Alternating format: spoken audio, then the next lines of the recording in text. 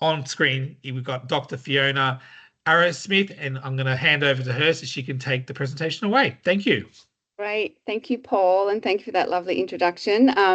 Yes, I actually approached Paul a couple of years ago or thereabouts, almost a couple of years ago, and asked if he needed a dietitian. And he said, yes, we've been looking for someone and the right person who has the right experience in these type of kids. So yeah, we're just lucky that that all worked out. Yes, so I am going to speak quite generally tonight about what a dietitian does and the typical clients that I see through Napa. So I hope that you find this information useful, and I'll be speaking for about half an hour, and there will be plenty of time at the end for questions if I haven't covered something that you're interested in. So yes, I'll go through a little bit about my background and experience, and then what a pediatric dietitian does. And I think also it's important to know how that might differ from another sort of general dietitian who doesn't specialise in pediatrics, but also in the same sort of area that's good to know is that not all pediatric dietitians have the same experience in the different areas of pediatrics. That it can be challenging, like with any of the allied health professionals, finding the right one for the specific needs of your child. So I'll talk a little bit about what an appointment looks like, what we go through, and the information that I like to find out, what's involved in a nutrition assessment, and then what I look at when I'm the sort of parts of your child's dietary intake that I'm looking at to ensure that they're nutritionally adequate, and what nutritional adequacy actually looks like. And that will be different for each child. And then if the diet's not adequate, some tips and tricks that we use to make sure that they're meeting all their requirements. And then I'll touch a little bit on sensory issues, but I'm not going to go into that in great depth. So just a little bit about me. I am an accredited practicing dietitian. So that means I've been to university and I receive an accreditation through the Dietitians Australia, and I have to undertake a minimum of 30 hours of what's the word? I've lost my wording tonight. Credentialing every year and continuing education. That's what I was looking for to maintain that accredited practicing dietitian title. So I did my degree through Sydney Uni. I also then did a PhD, which was through the Faculty of Medicine, but I was based at the Children's Hospital at Westmead, and I actually did my PhD on body composition, so fat mass, bone density, muscle mass, energy expenditure in children with severe quadriplegic CP. So that really is my main area of interest and expertise, is children with disabilities, and my big area of passion. And then since then, and since going into private practice, I am also a credentialed eating disorder dietitian. I'm also trained in responsive feeding therapy, which is designed for children with sensory aversions to food. And I'm a registered NDIS provider, which means that I can see self-managed, plan-managed, and agency-managed clients. So all three types of NDIS clients. Just a little bit more about me. I'm a mum of 3 boys, and this photo was actually taken 2 years ago. So the two on the side are actually even now a lot taller than me. And yeah, so they're growing boys. I feel like I'm shrinking. And then I have 2 beautiful dogs, border collies, Rosie and Willow. So that's me and my husband, who didn't want to appear in the photo. So professionally, I started my career as a paediatric dietitian at the Children's Hospital at Westmead, and I worked there for 22 years until 2022. So I spent 15 years of that. The last 15 years I was there working specifically just in the dysphagia nutrition clinic for children with feeding difficulties, which also involved seeing clients who were tube fed and also then starting the process of blended tube feeding, which has grown in the last several years. But in addition to that, I have also covered all areas of pediatrics, from intensive care, cardiac. I used to do the ketogenic diet, but that's not an area that I'm up to date with now. But I do work with a dietitian who if someone is coming to see me specifically for the ketogenic diet, I will refer them to someone else. So that's not something I currently do, but I do have knowledge of basic knowledge of what it is. So I decided to leave the hospital officially in March 2022, and I started my own private practice. And one of the reasons for that was a lot of the clients I was seeing at the kids' hospital were then getting NDIS funding, and we had to turn them away and say that you can't see us at the hospital anymore, but they had nowhere to go really. So I thought that was a good opportunity and time to move on. I've also been involved in writing some guidelines that have been published in the last year or two on blended tube feeding. So I'm part of a committee that's written those guidelines for dietitians as well as the guidelines for parents. And they're readily available to download online if that's something you're interested in. If you go to AusPen, or if you Google AusPen blended tube feeding, you should be able to find them. But if not, I'm happy for you to email me and I can send you a copy. And several years ago now, I've also been involved in writing the New South Wales Allied Health Guidelines for the management of CP. So that included physio, speech therapy, all the allied health, and I wrote the nutrition section.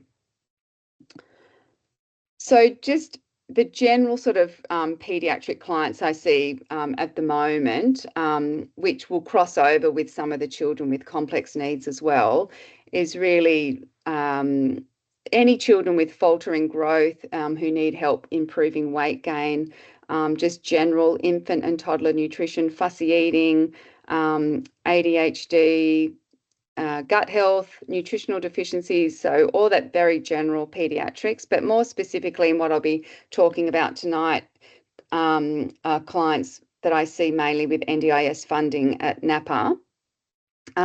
So it could be anything from just simple oral nutrition support that may or may not require commercial supplements, which I'll go through in the presentation. I see clients for tube feeding and all different types, whether it's a nasogastric tube, gastrostomy, jejunostomy, etc. I'm seeing an increasing number of people doing blended tube feeding, which I really enjoy doing. And so the role really, as I mentioned earlier, is to ensure nutritional adequacy and preventing any micronutrient deficiencies. I also deal with texture modified diets for dysphagia and thickened fluids when that's been diagnosed by a speech therapist. So that's not something I diagnose or recommend myself. So that's where I work very closely with speech therapists who make the diagnosis and the recommendation for the texture or fluid thickener, and then they might come and see me for how to make sure they meet all their requirements. I frequently write NDIS funding letters to get dietitian hours, so that's something that I do regularly. I also do see many clients who are autistic and have restricted diets due to sensory aversions. And I also do home enteral nutrition feeding plans that are required for daycare or school. And I can do the registrations for oral supplements, the commercial oral supplements and tube feeding formulas that are required to purchase them through the companies. So as we know, that eating is an extremely complex process. Like, it's not just simply putting food into your mouth and the mouth does all the work. It actually involves many systems in your body all working together to process and digest the food. So that includes your central nervous system, obviously the chewing and swallowing mechanisms, coordinating that with breathing and swallowing, and then obviously digesting the food. So when any of those systems, there's a problem in any of those systems, then a child is at risk of developing what's known as a pediatric feeding disorder. And I'm just going to touch on this because a pediatric feeding disorder is actually relatively new terminology that has come about in the last couple of years. And I don't actually see it used very frequently. And I don't know whether your child has had this terminology used in a report, but I'm going to go into what the definition of a pediatric feeding disorder is. And it is becoming increasingly used by speech therapists in particular, and also some pediatricians, but there is still a question over who does the diagnosis of a pediatric feeding disorder. But I'm going to go into what that is. So a pediatric feeding disorder, I just have to move the little square here. Sorry, I can't see my screen. So often, like for example, a feeding disorder will be recognised or observed in the first 1 to 3 years of a child's life. And sometimes that may come about because there's poor growth that needs investigating, poor oral intake, or it's been noticed that there's a delayed development of feeding skills.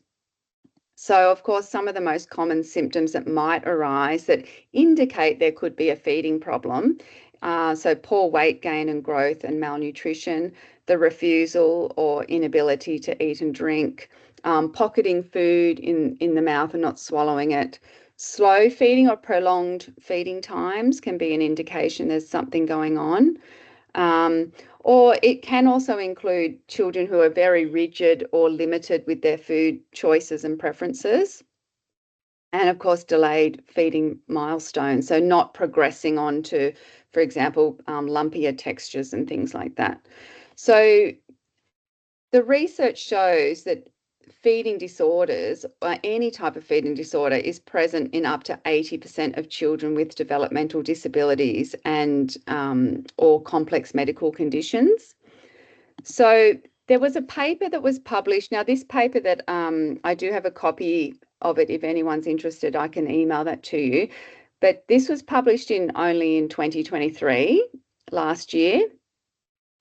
So the concept of a pediatric feeding disorder definition has been around for a few years, but they're still sort of refining it, and it's as I said, it's not commonly used here in Australia at the moment, but it's becoming more frequent with its use. So the purpose of this is because you might see in reports that people will describe, if your child has a feeding problem, it's described in all sorts of different ways without sort of a unifying definition or diagnosis. So this is a way to put forward a clear and consistent definition to identify clients who have what is termed a pediatric feeding disorder. So it is defined as an impaired oral intake that's not age appropriate and is associated with at least one of these dysfunctional domains, or a dysfunction in one of the domains. So medical, nutritional, feeding skills, or psychosocial. So, and these symptoms must be present for at least 2 weeks. And it can also then be defined as acute or a chronic pediatric feeding disorder. So I won't go too much more into detail, but it is worth knowing that this definition is around, and it can potentially be helpful, for example, with NDIS reports and getting funding to help come up with because it's always good to have a reference to back up any sort of diagnosis, for example. So just a little bit more in detail. So for example, a medical, if it's coming from a medical domain, that could be like a cardiorespiratory or aspiration, recurrent aspiration pneumonia, where it could be an anatomical or neurological or developmental cause of a feeding problem. Then there's a nutritional dysfunction, which could be a nutrient deficiency, which is resulting from a significantly restricted intake, or also reliance on enteral feeds or an oral supplement to meet requirements is a pediatric feeding disorder because you're unable to meet your requirements from food. And then there's the feeding skill dysfunction where there's a need for texture modified liquid or food. So there is quite a clear now and concise definition to say this child has a pediatric feeding disorder that's stemming from this medical dysfunction of this area of the body. So it just sort of really clarifies it, and I think will help in the future with NDIS funding. I think there's still a question at the moment of who's responsible for providing the official diagnosis. Is it a paediatrician? Is it a speech therapist? And I think that's where a bit of the barrier is, and maybe some of the resistance in using this terminology in Australia is at the moment. That's probably a bit hard to read because it's quite small, but there will be a copy. But that's just to show that all the different medical conditions that can be associated to cause a pediatric feeding disorder. And I like the way it's organised because it goes through the different systems in the body and clearly identifies, well, this is a pediatric feeding disorder stemming from, the oral, nasal, pharyngeal disorder of this, for example. So it really clarifies the way to, I think, present information. Anyway, moving on, they're typically really everyone I see through Napa with NDIS funding would almost really fit the criteria for having some form of a pediatric feeding disorder. So then how can a dietitian help? So very briefly, in a nutshell, what I'm looking at in an appointment are really a couple of things. I'm looking at quantity of intake. So is the quantity that your child taking in, is that adequate? And then quality. So the quality is the vitamins, minerals, protein, and fiber, for example. So is your child getting adequate quantity and quality? Or are they at risk of a nutritional deficiency? And one thing also that I really look into these days, because there's increasing evidence, is gut health and the gut microbiome, and how can we optimize gut health, regardless of how your child is receiving their intake, whether it's through a tube, whether it's pureed food, whether their diet's limited. How can we optimize all of those things? And then thirdly, well, if there's been a deficit identified in either quantity, quality, or both, how do we go about replacing what's missing? And that will be different for every child. There's no one size fits all. So that's where I'll talk about some general tips and things that I'll look into. So firstly, quantity, really the only way to know if a child is eating enough is really through growth. But I do want to stress look, a lot of parents I see, particularly parents of children with complex needs, really shudder when I ask, oh, do you mind if I have a look at their growth chart? And I think, and obviously the reason for that is that quite often when children are born, one of the first signs that there could be a problem or some issues going on may be faltering growth. And I do see a lot of clients who there's just been so much focus on the child's weight gain and plotting it on that chart from, and so much stress associated with, are they gaining weight? Oh, what's going on? Like so much stress and trauma around growth charts that I just want to let you know that the reason I look at growth charts is really for the pattern of growth. I don't mind where they are on the chart. That's not necessarily what I'm looking at. I'd like to see the pattern and whether they're following their own pattern of growth, and tracking is really important. So for example, if a child's plateauing with their weight and heading across and dropping centiles, that's what I'm looking at. Like, is that potentially a problem? It's not only just growth that indicates if quantity is enough. The other thing that I look at, and this is very specific to disabilities as well, is it's really important to do a physical assessment and assess fat stores. So your child could be quite well below the 3rd centile on the growth charts, and that is perfectly fine if they have adequate fat stores and are well nourished. So it's really important to look at those two things. And sometimes I won't even look at the growth chart, or I won't even look at weight, for example, how it's been going. I'll just jump straight to the fat stores and have a feel, and sometimes do the measure with the calipers and say, look, your child is well nourished. They must be getting enough because they've got good fat stores. So that's really something very specific to children with complex health needs, which is really important to do. Then the other side of it is quality. So that's the vitamins and minerals, protein and fiber. So the way that I assess that is really, I'll ask you to go through a typical day and what your child eats for breakfast, lunch, dinner, snacks, etc., all of that. And I'll go through the different food groups and summarize them, and ask, the range of fruit and vegetables that your child eats and how often that they're eating that, and breads and cereals, and looking at the balance of those food groups. For example, are all their calories just coming from bread and cereals and dairy, and there's very little protein, very little fruit and vegetables? Or is it all coming from fruit and then just crunchy, dry carbs, for example?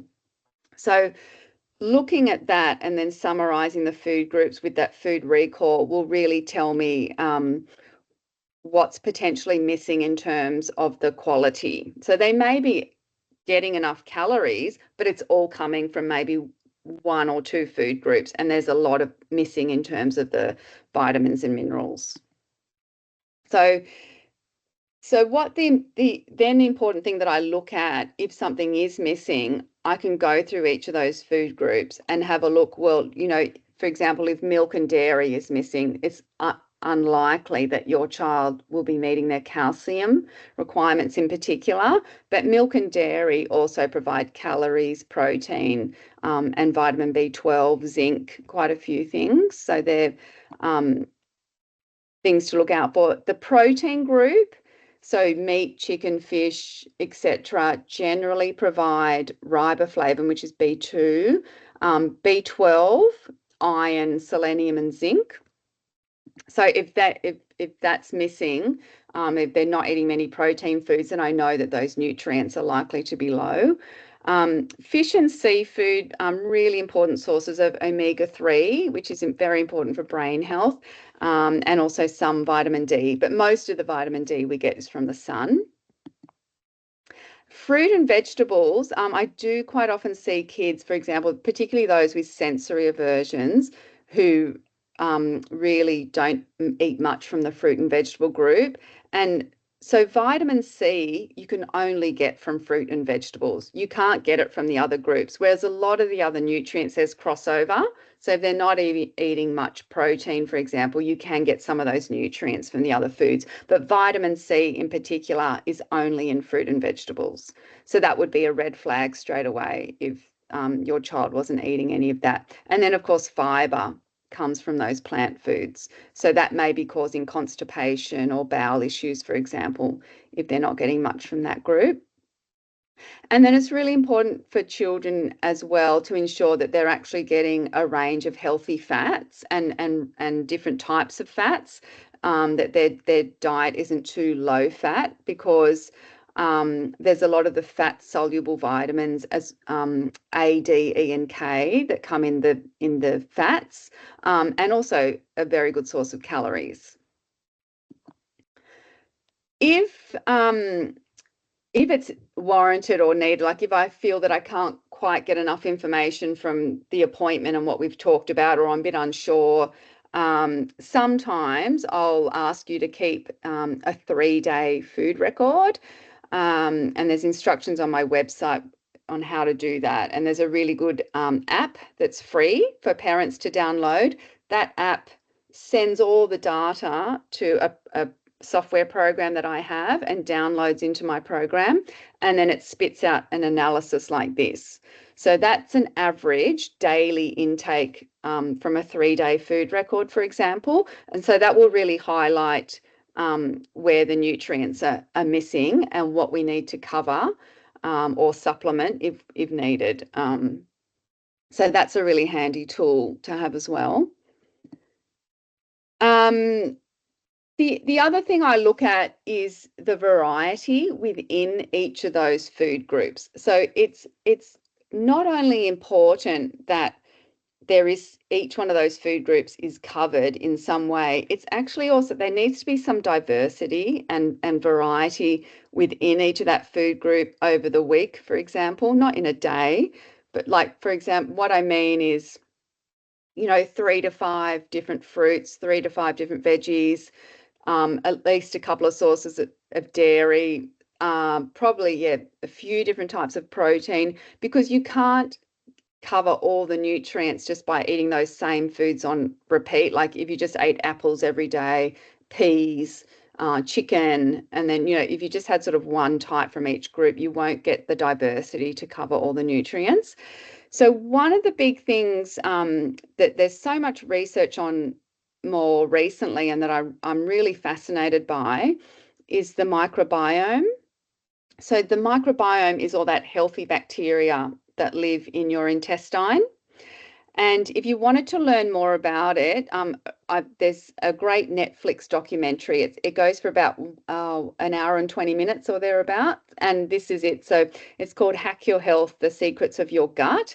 And I love the way they explain it. They just explain it all in very simple terms about how important the microbiome is and how you keep and get a healthy microbiome.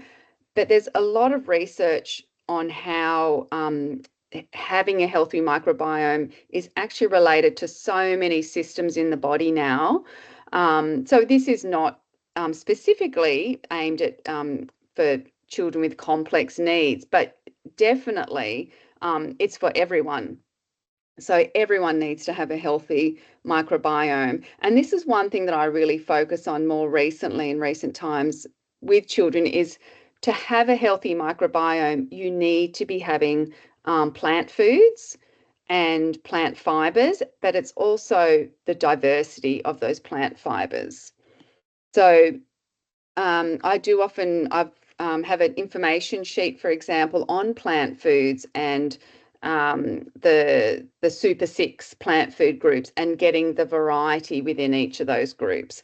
And look, that can actually be achieved. So I don't want you to think, oh, I'll just give you a sheet and say, oh, there you go, this is what you need to eat. And then you'll look at me and say, well, my child has no chance of eating any of that.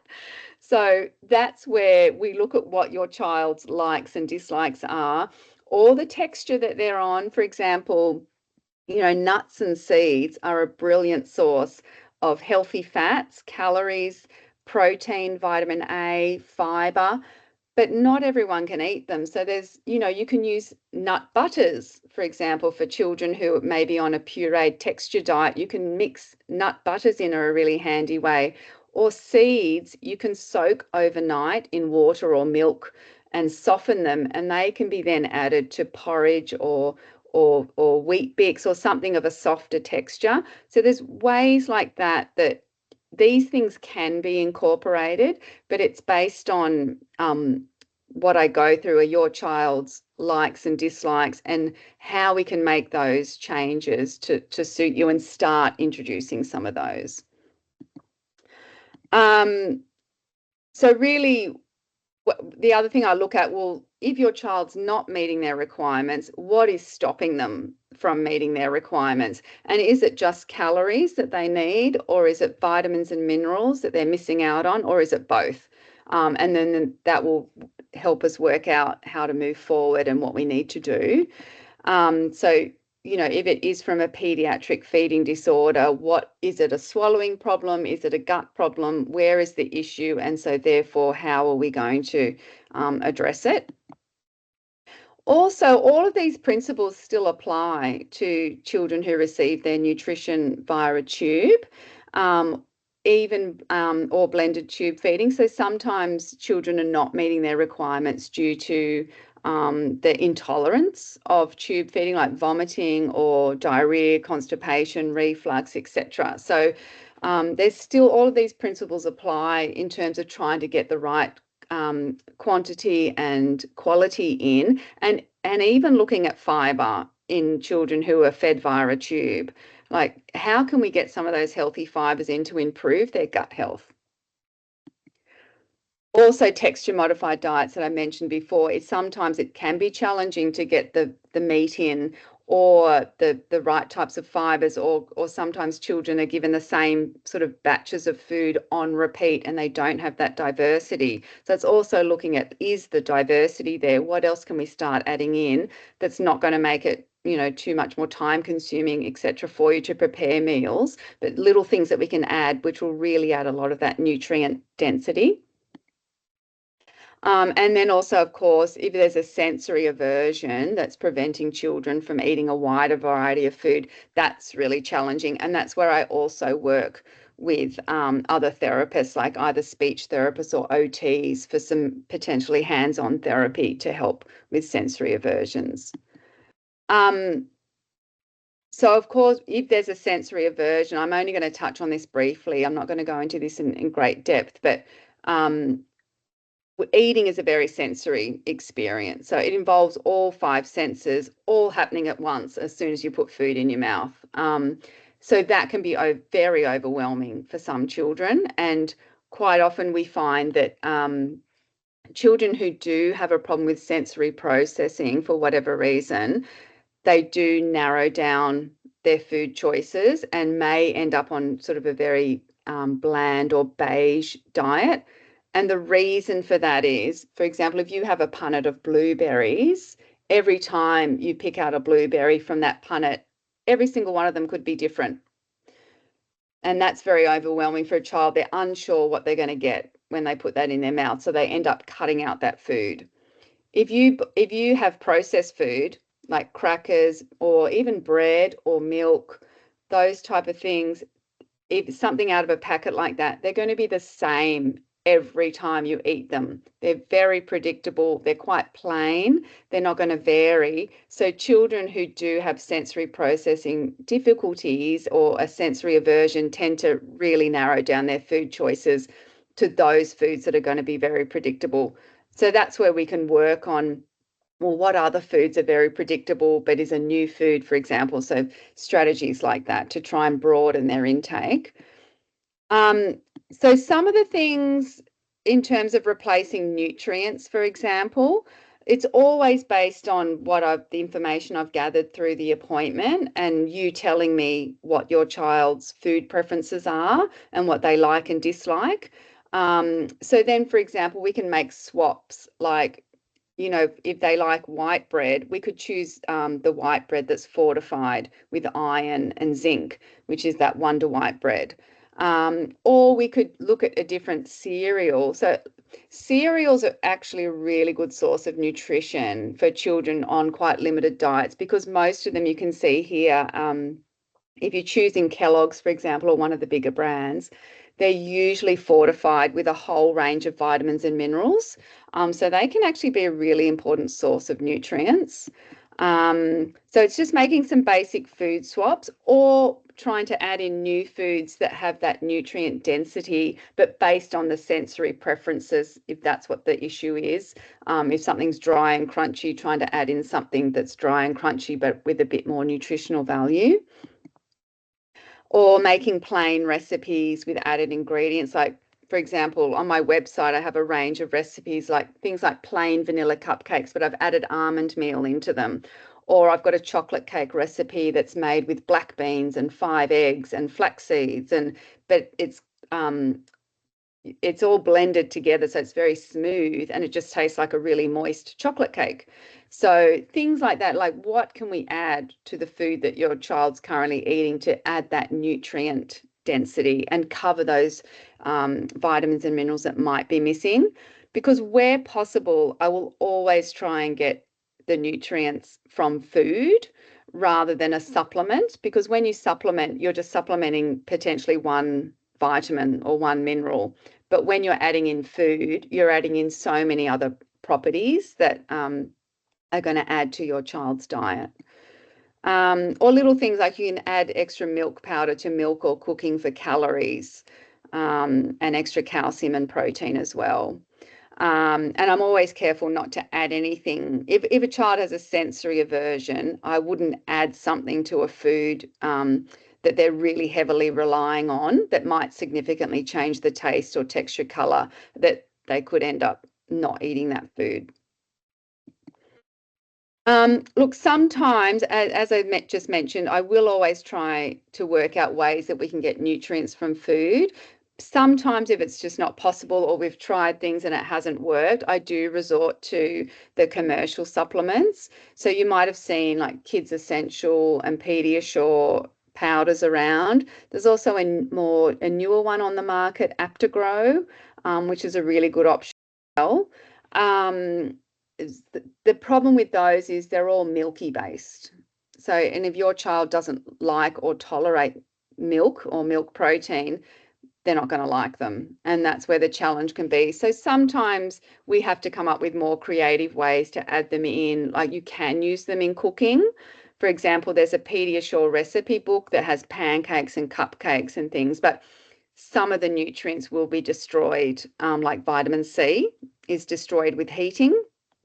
So you do risk destroying some of the nutrients, but at least some of the benefits may still be there. Sometimes, look, if it's not calories, if your child is getting enough calories, but it's just particular vitamins and minerals and maybe only a couple, like it could be folate and vitamin C because they're not eating fruit and veggies, well, then I have, I'll just skip to the next page. This is just one page of a document, but I've got a document that I've created of all the children's vitamin and mineral supplements.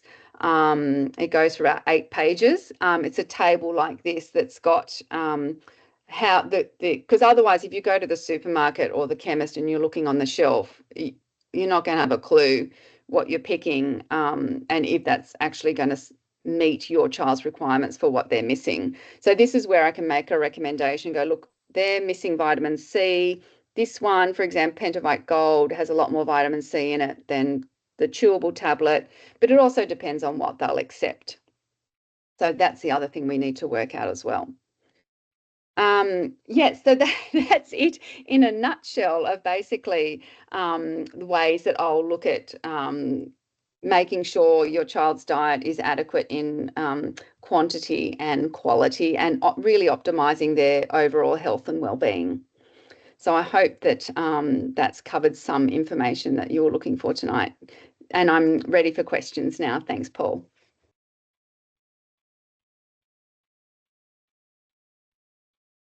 Perfect. Thank you, Fiona. That was fantastic. We might get you to just leave that screen up so everyone can jot that down. But I will put that in the email tomorrow. So I'm going to kick off with the first question that I had to start with before we get into the other questions. And just a reminder for everyone that's online, if you do have a question, this is your opportunity. It's not very often that you get a one-on-one free consultation with one of Australia's most experienced dietitians. So thank you, Paul.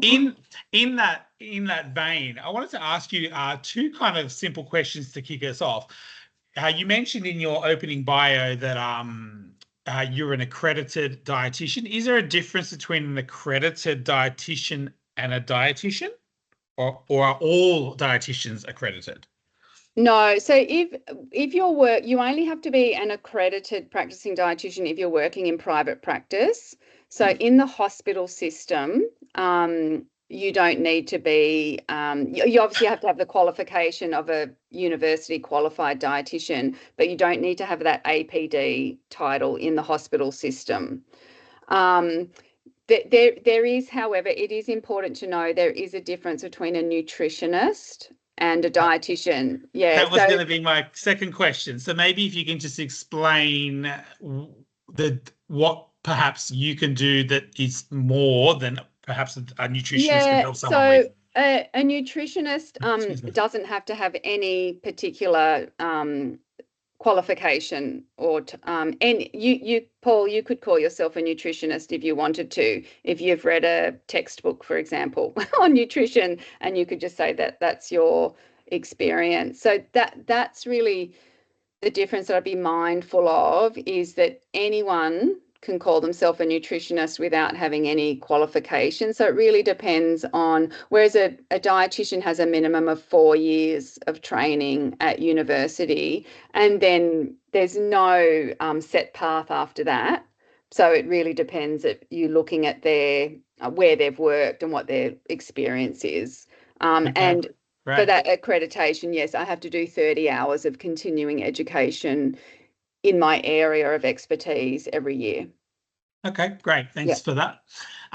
Quick question from Christy. She's saying, do you see both adults and children with eating disorders, or do you only see children?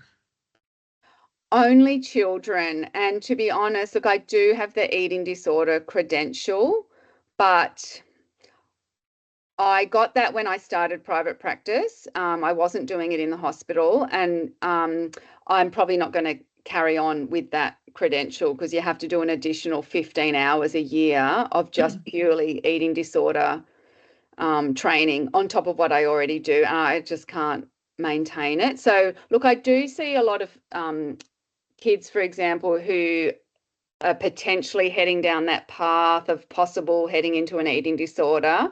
But once they're definitely diagnosed with an eating disorder, I would pass them on to someone else who has more experience in that area. So it's not one of my big areas of expertise. Okay, great. All right. Here's a question from Monica. She's saying that she's finding it really stressful weighing out portions and then entering it into the food diary app. Do you have any tips for tracking a child's food input without it becoming overwhelming and consuming? So it depends on, is that something, it sounds like it's something you're doing regularly on a daily basis. And I'm wondering, I guess my first question is it necessary? Why are you doing it? Monica, if you're still online, do you want to jump, turn your mic off, turn your mic on, I should say. Yeah. Hi, Monica. Hi. Yes, we're in the process of doing a slow tube wean eventually. Okay. So it's a little bit more complicated, but yeah, it's just trying to weigh out every portion and then I normally recommend doing just wondering if you had any measures tips for generally recording food or documenting better. What app are you using? I'm using the one you recommended. Yeah. Oh, the Easy Diet Diary. Yeah. I normally don't recommend people weigh because it is very onerous, but you can use household measures. Would that be easier? Like I'll try that rather. Tablespoons or half a cup or more, because even giving just an approximation, because I mean, as close as you can though, because even food is not an exact science. Yeah. Like we do know average values for like a tablespoon of minced meat, but every single tablespoon of minced meat is not going to be identical in terms of fat content. So really a lot of it is estimation. So I wouldn't weigh it. Yeah, I'd lean more towards. Thank you. That's really helpful. I'll stop being so pedantic. That's you. Fiona letting you get rid of some of that guilt. Yeah. Okay, thanks for that. And thank you also, Christy, for answering the next question that came after that in our chat. Don't forget, everyone, if you do have a question for Dr. Fiona, please pop it into the chat and we'll try and get to as many. We've got a little bit of time left, so we're making our way through them right now. All right, so our next question comes from Ashley and David, or Ashley/David. What is the best way to introduce new foods? My 4-year-old will hardly try anything new. She's a super picky eater and definitely doesn't have the wide variety you're talking about. We put veggies on her plate each night and she won't touch them. If it's blitzed up in a sauce, she will eat it, but then she's not aware of it. Yeah. Look, and I see a lot of kids for fussy eating, and it's stems from a variety of causes, but at that age in particular, it is fairly common. So there is a very set sort of approach called, and you may or may not have heard of it, called the division of responsibility. So I do have a resource on that, or even if you Google division of responsibility, you'll see what that means. But basically, yes, you can't make her eat anything, of course. You can't force feed her. So the idea is that you take the pressure off, though, by trying to sort of constantly encourage, because we know with kids that age, as soon as you say do this, do that, it'll just be no. So the best thing, and all you can really do, is parent modelling. So eating meals together, and I did post a blog more recently on the importance of family meals, and one of those is it helps with fussy eating. And these strategies are not going to help by next week. It'll be a few months, but just trying to keep everything positive around mealtime. So you showing enjoyment. But the other thing you can do is get her involved in some fun food play activities, where outside of the mealtime, where it's doing arts and craft, where she's hands-on exploring the food and being a food scientist, like asking, oh, this is green, what else do you know is green, and making cool pictures, or using it, using food as a paint stamper, growing food, like any sort of help with cooking, just any interaction where it's really positive, but you're not asking her to eat it.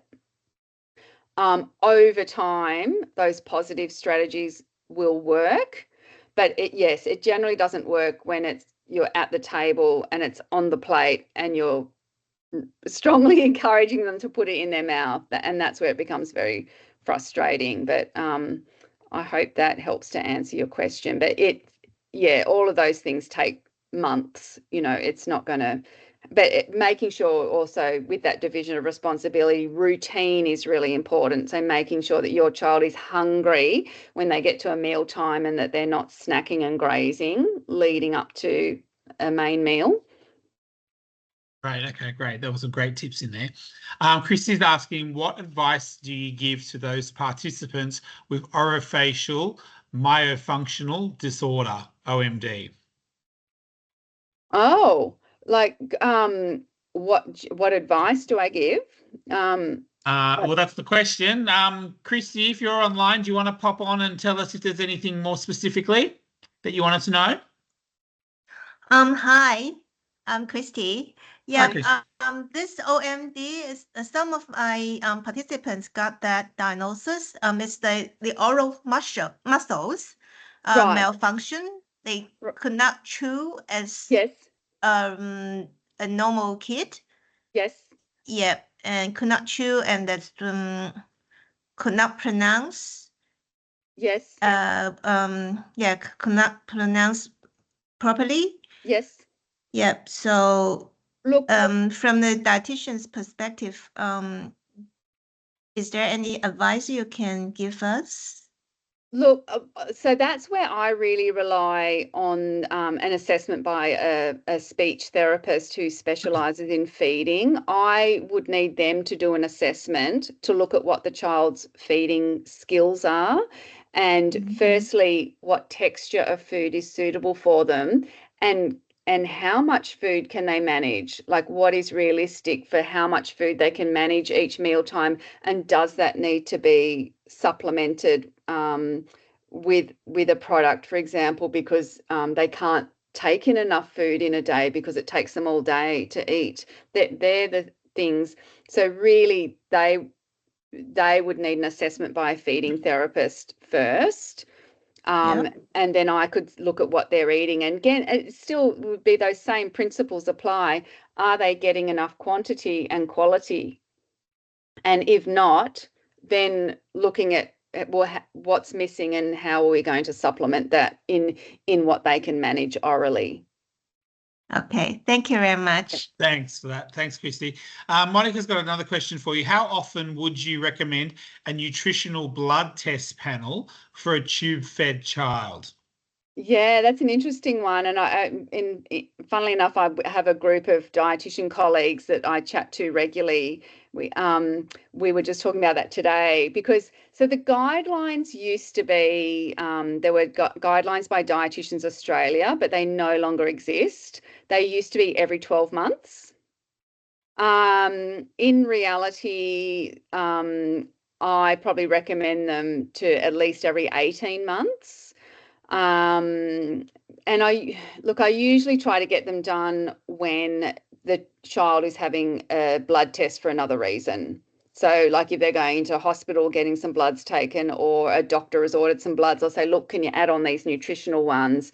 And so that opportunistic testing when they're getting something else done. But roughly, look, 12 months potentially is ideal, but in reality, it might be more like every 18 months to 2 years. Yeah. Tanya asks, in reference to something you were speaking about earlier, when you mentioned NDIS, and commercial supplements, does this mean commercial supplements can be paid for via NDIS?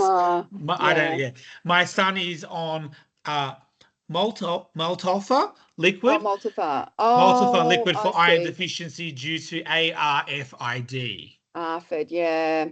Look, at the moment, those vitamin and just the pure vitamin and mineral supplements are not covered by NDIS.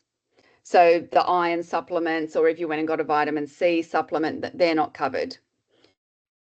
With things like Pediasure and Kid Essentials, if they're taken orally, it's so hard. Look, there's been that's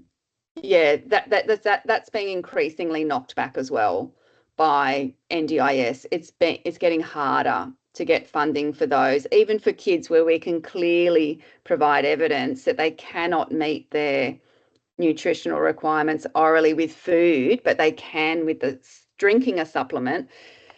It's even getting knocked back in those circumstances. So it's getting harder. Okay. Samara has asked, how much salt can a child have in their diet per day? Oh, that's a test for you. Oh gosh, yeah. There are recommendations, and off the top of my head, look at it. The thing is, even if I said, oh, they can have, look, I can't remember the exact recommendation. It might be 2 teaspoons a day. How do you measure that? And that's the problem. So it's really looking at what their overall intake is and how many processed foods they're having, because it's the processed foods which will contain the salt. So the processed packaged foods, like, so if they're living on, and that's sometimes does happen with the kids with a sensory aversion, if they've got a real savory preference where they might be eating salty crackers, salt and vinegar chips, like everything salty, crunchy. So it's not so much a problem in kids. The problem tends to happen more in adults. Having a high salt diet is connected to high blood pressure. So, look, it all needs to be taken. They need to eat something, for example. If we can't change it, we just have to accept it, but make sure that maybe they're getting their bloods checked or blood pressure and they're getting a regular check by the GP and drinking enough fluid. So, yeah, the problem is measuring it. How do you measure how much salt someone's actually having? All right, guys, just a reminder, we're getting towards the end of our thing, so get your last questions in and then we'll wrap up the session. Now, what did I lost my spot. Okay, Lauren's asking about Kids Essential. Yep. She has a dietitian, but she forgot to ask her the other day. She says she has good coverage of vitamins and minerals. She feels that she's covered a lot to try and add calories, but still having trouble with weight gain. So trying Kids Essential with a powder, adding to snacks and PEG top-ups. Right. Yeah. So any other further thoughts on that? Or ways Right. she can use Kids Essential? So she's having Kid Essentials, but she's not gaining weight. Is that what? Hang on, and she said, and she adds, I should add, how is it better calorie-wise than trying to add additional food? If you're online, Lauren, do you want to just pop on and maybe clarify? Thanks. Yeah, sorry. So I just wanted to know, hello Fiona, thank you. Hi, that's right. Yeah, so my daughter is both oral and peg fed, and she just has trouble with weight gain. So Yep. we sort of have everything covered other than like the weight gain at the moment. We've seemed to have tried a lot of things. Right. So we're now going to try Kids Essential, adding powder to her like snacks and stuff. I just wanted Oh, to okay. know sort of like how is that any better to like the normal food, and and how does Yeah. it work in a sense? Like is it super high in calories compared to Yeah, the I guess regular food? Yeah. the good thing about Kid Essentials and those powders are they're nutritionally complete. So when you are adding it to food, you're adding a bit of everything. So you're adding a bit of the full range of vitamins and minerals, protein, fat, carbohydrate. So it is a bit hard to know without knowing what else your child is eating, because I would still look at, well, are they getting enough fiber and nutrients, etc.? Like, is there potential food boosters we could add instead of the Kid Essentials? But yes, I mean, per scoop, Kid Essentials has about 36 calories. So it's quite easy to sort of work out exactly how many calories you're adding. Right. And yes. So that makes sense, it is hard. She has so much food. I think she was sort of like thinking too, how can I not add anything extra into her already large amount of food? Because I guess it is it's quite good to add, and doesn't necessarily increase the volume, for example, if you're just adding dry powder into, Great, thank you. Yep, that's okay. Thanks, Lauren. Rowena, I think I'm saying that right, is asking the question I think everyone in Australia every parent in Australia wants to know. Do you have any tips for moving away from using screen time during meals? My toddler is very fussy and often needs screen time, or he won't eat at all. So I don't know whether this is our dietitian thing, but surely you've been around enough of it to get some tips. Yeah, look, so just a couple of things. If when a child potentially has a sensory aversion or is autistic, or there's something else going on like a feeding disorder, we do allow sometimes in the right circumstances, if they're alert and still concentrating on chewing and swallowing, sometimes in those circumstances we would say an iPad is okay, because otherwise they're not going to eat. That is one of the strategies. But if there's none of that in existence, like there's no developmental concerns, etc., that's where the division of responsibility comes in really well, in setting the boundaries. So your job as a parent in that division of like, there's a parent's responsibilities and the child. Your responsibility is to set the routine, the environment. So where you're eating, no screen times, and what food is served. They're your jobs. So unfortunately, ideally, and it's not always easy, like it is hard, you just got to go cold turkey on the screen and take it away, and it's up to the child whether they eat or not. And if they kick up a fuss and don't eat, take the meal away, and then if they're hungry later, you re-offer the same meal. And they will, if they were 2, is that right? I think. Oh no. How old? Rowena, if you're online, how old is your child? Hi, he's just about to turn 2. Oh yeah, okay. Good guess. Yeah, look, I think that's sort of the basic information, but it depends how it's got to that. That there's the sorts of questions I would ask. What's going on at the mealtime? How did you come to that? Is there something else going on that needs further investigation, etc.? Yeah. So does that sort of answer your question? Yeah, that's great. We're actually seeing you next week, so we can probably. You don't need to see me now. Yeah, no. You can get into it more next week. Thanks, Rowena. Yeah. Fiona's asking, our pediatrician has advised them to cut to cut down on formula bottles. Our 2-year-old is having 3 to 4 per day, really fussy eater. We tried, but his appetite didn't increase and he gets really upset. I'm worried cow's milk won't give him enough nutrients. Any pros and cons of stopping formula? Yeah, look, and that's one of the biggest problems I see for kids with fussy eaters around that age is too much dairy. And so firstly, one of the things, and again, look, I'm speaking just very basically in a quick answer, but from 12 months of age, kids should be drinking from a cup. So that would be one thing, is trying to get rid of the bottle because it's not age appropriate, because it's very comforting and quick and easy to drink, whereas they need to start for developmental reasons drinking from a cup, and they will drink less milk when drinking from a cup rather than just chugging on a bottle. But what happens when they have too much dairy is it's very easy to fill up on, and it then ends up replacing appetite for all the other foods. So the best strategy, again, without knowing all the other information, is a bit like the screen time. You've just got to really cut it out. And that's, again, like where that division of responsibility comes in. You're deciding on what food is served, keeping to a routine without that snacking and grazing, and not sort of even milk is snacking and grazing. So having water only between meals, and limiting the milk to 2 small cups a day is what the requirements are. So, Right. Thank you. But I understand what you're saying. Look, and again, it depends. Like, you're worried that they're not going to eat anything else. It depends how long you've tried it for. Like, did they not eat for 3 days? Well, yes, that's a concern.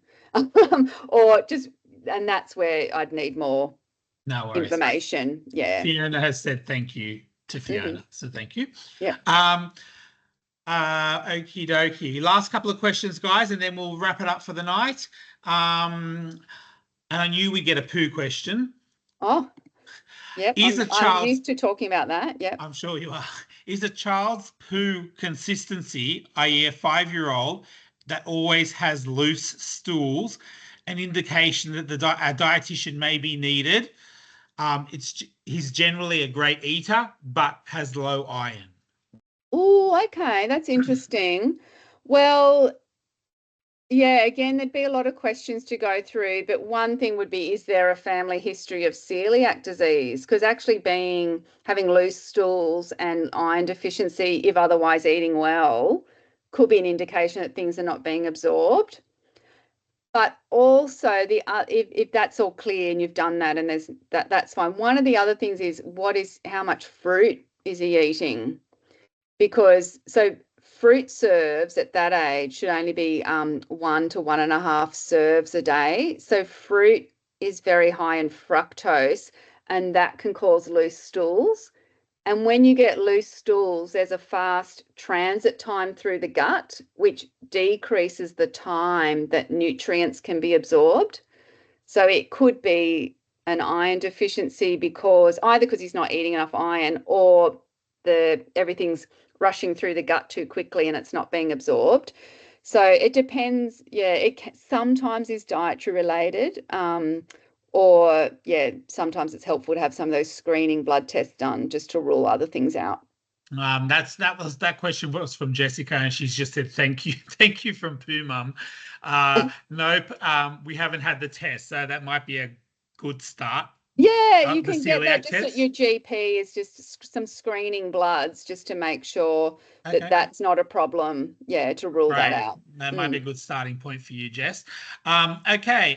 Christy, I think we've got a couple of questions and then we're done. Christy asks again, if a kid is non-verbal and ASD level 3, profound ID, can you see the parents via telehealth without the kid present? Yeah, I do that quite often, because often, the child isn't going to get anything from attending the appointment. The only time I would request to see the child, though, if there was a growth concern and if the parents were concerned that they were underweight. Again, sometimes it's good to actually see them in the flesh, so to speak, and see whether they've got adequate fat stores. But if you can provide good growth data, or even some photos of arms and legs and things to have a look at that nutrition, yes, definitely. I do see quite a few parents by themselves, either in clinic or through telehealth. Yeah.